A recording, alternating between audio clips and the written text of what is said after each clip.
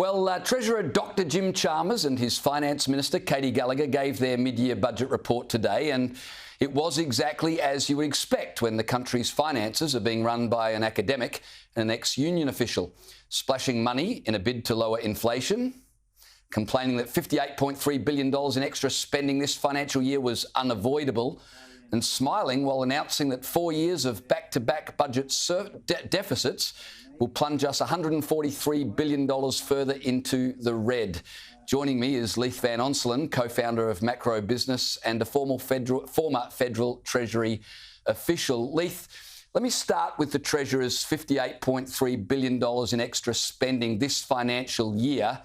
Chalmers is stoking the economy at the very time the RBA is trying to dampen demand, is he not? Absolutely, James. We've got a burnt-out economy at present. So the RBA has its foot planted on the brake. It's trying to slow the economy with high interest rates. Meanwhile, the federal government is pumping demand via its record spending.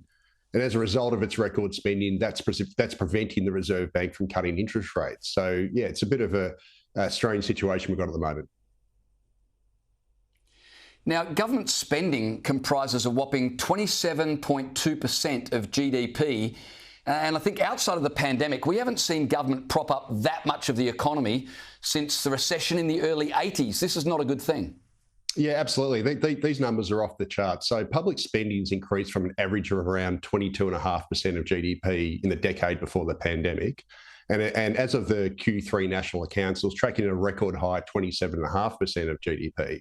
And it's not just that, James, it's also on the job side of the equation. So the non-market economy, so those are your government-funded jobs, their share of total hours worked across the economy has increased to a record high of nearly 28%, and that's up from a decade average of 22%.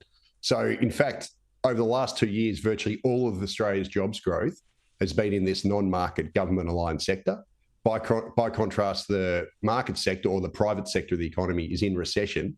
It's experienced near zero jobs growth and near zero activity of jobs. And again, it's this blowout in public spending and government-funded jobs that is preventing the Reserve Bank of Australia from cutting interest rates.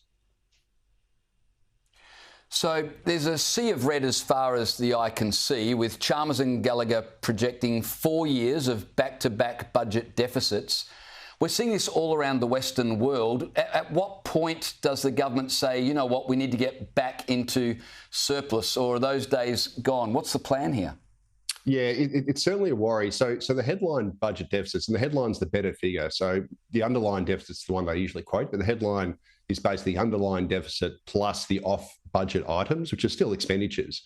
And that's cumulatively going to hit $233 billion of deficits over the next 4 years. And that's a $34 billion deterioration on the May budget. So it's gotten worse.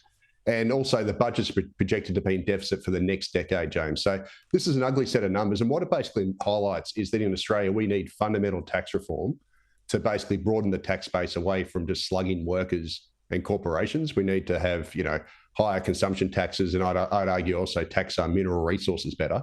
But also we need the government to more strongly control the expenditure side of the equation, because at the moment we've got a structurally broken budget.